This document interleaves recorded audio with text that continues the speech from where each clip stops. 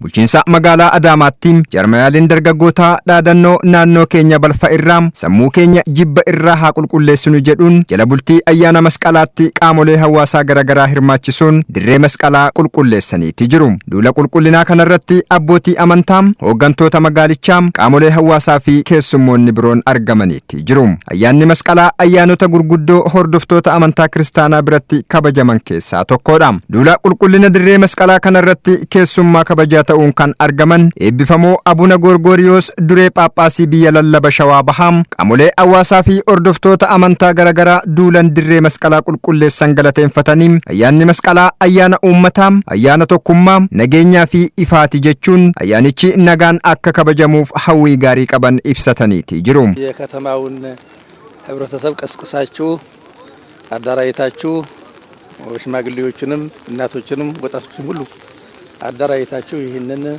ቦታው እንዲጸዳ ለህዝቡ ያላችሁን ቀረቤታ ለህዝቡ ያላችሁን እንድምታ አገልግሎት ሰፊ ስለሆነ ለህዝብ ብላችሁ hawaasa magaalaa kaaftanii gurmooftanii haadholii fi abbootiin osoo nafin tokkummaadhaan bakkichi akka bareedu hariiroo gaarii ilaalcha gaarii uummataaf qabdaniin iddoo ayyaanni masqalaa itti kabajamu kana waan qulqulleessitaniif maqaa mana lallaba amantaa ortodoksiitiin isinan galateeffadha. Ayyaanni ayyaana uummataati, ayyaana fannooti, ayyaanni ayyaana tokkummaa fi nageenyaa waan ta'eef hundi keessanuu baga geessan jechuun barbaada. ዚያሪ ባርከን ይቀድሰን በዓሉን የሰላም በዓል ያደርግልን ዝናሙ ደግሞ የምህረት ዝናም ያደርግልን ዚያሪ ባርካችሁ ቅዱሳችሁ ብሩካን ሆኑ Gaafatamaan paartii badhaadhinaa bulchiinsa magaalaa Adaamaa obbo Shannaa fi Ajjamaam qaamoleen hawaasaa amantaa adda addaa qaban duulaan bahanii dirree ayyaanni masqalaa itti kabajamu qulqulleessuun tokkummaa hawaasichaa agarsiisaa jedhanii ayyaanichi akkaataa duudhaa isaa eeggateenii fi nagaa qabuun akka gaggeeffamuuf qophiin barbaachisu xumuramuu dubbataniiti jiru. Abbootii amantaa magaalaa keenyaa wajjiniin duula qulqullinaa bakka Daamaraan itti gubamutti gaggeessaa jirra. Kuni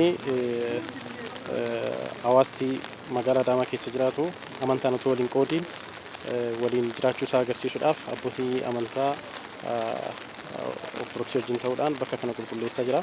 Kuni duudhaa hawaasa keenyaa waan ta'eef duudhaa hawaasa keenyaa kana immoo itti fufuu waan qabuuf duudhaa gaggaarii jajjabeessa duudhaawwan miidhaa geessisan immoo karaa isaa maluun dadhabsiisaa deemuun baay'ee barbaachisaadha waan ta'eef hawaasti keenya waliin jiraachuu agarsiisuudhaaf gammachuudhaan ganama kana bahee bakka kana qulqulleessaa jira. Ayyaanichi ayyaana uummataati. Ayyaana uummataa immoo karaa duudhaa amantichaa eegeen karaa duudhaa ayyaanichaa eegeen akka kabajamu mootummaa fi uummanni waliin hojjechuu danda'u tura jiraata. Kanaafis qophii babal'aa goonee jirra jechuudha.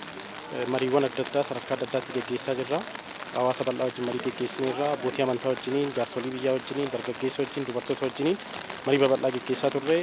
Mariin kunis ayyaanichi fedhiiwwan adda addaa jira waan ta'eef fedhiin biyya diiguu kallattii adda addaatiin jira waan ta'eef fedhiiwwan humnoota kanaa karaa faallesseen karaa nagaa qabuun akka kabajamuuf hunduu gahee isaa akka bahu gochuudhaafi. Bakka bu'aa liigii dargaggoota bulchiinsa magaalaa Adaamaa kan ta'e dargaggoo Oliifan Girmaa ayyaanni masqalaa milkiin akka xumuramuuf dargaggoonni gahee isaanii bahachaa jiraachuu himanii dargaggoonni akkuma duudhaa Oromootti garaagarummaa sabaa fi amantaa tokko malee dirree masqalli itti kabajamu qulqulleessuun tokkummaa keenyaaf hiikoo guddaa qabaa jedhan.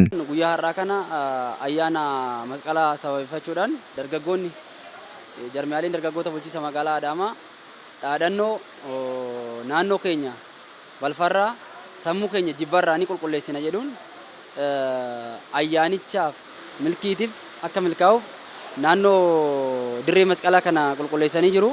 Kana keessatti dargaggoonni bulchiinsa magaalaa Adaamaa ayyaanni kun akka milkaa'uuf jala bultii irraa jalqabee shoora guddaa taphachaa jiru.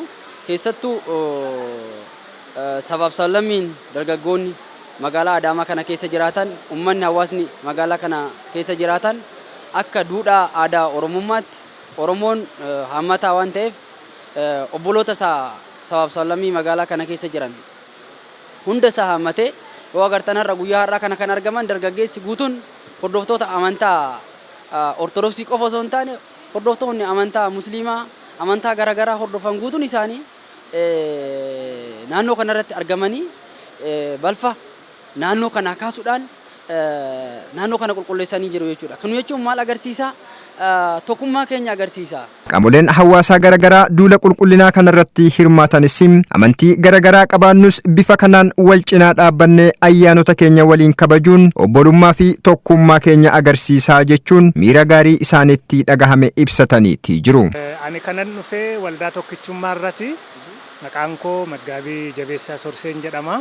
Egaa hiikkoon ayyaana kanaa fannoodha. Fannoon immoo akka ilaalcha keenyatti akka hubannaa keenyatti dhiphina gooftaa Yesuus Kiristoos namaaf warra cubbamootaaf fannoo irratti fannifamee dhiiga isaa dhangalaasedha.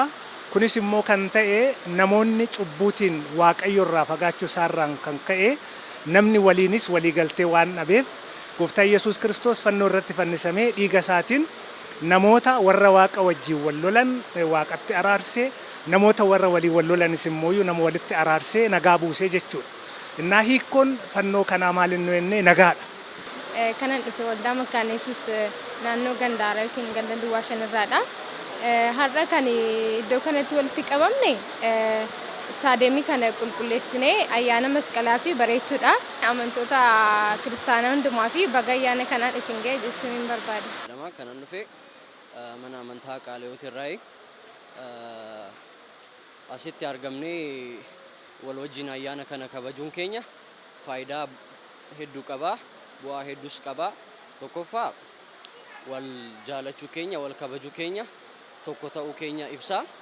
Lammaffaa immoo ayyaanni kun hunduma keenyaaf kan keenya jennee yoo kabajne jaalalli keenya jaalalli wal waliif qabnu ni mul'ata jechuudha.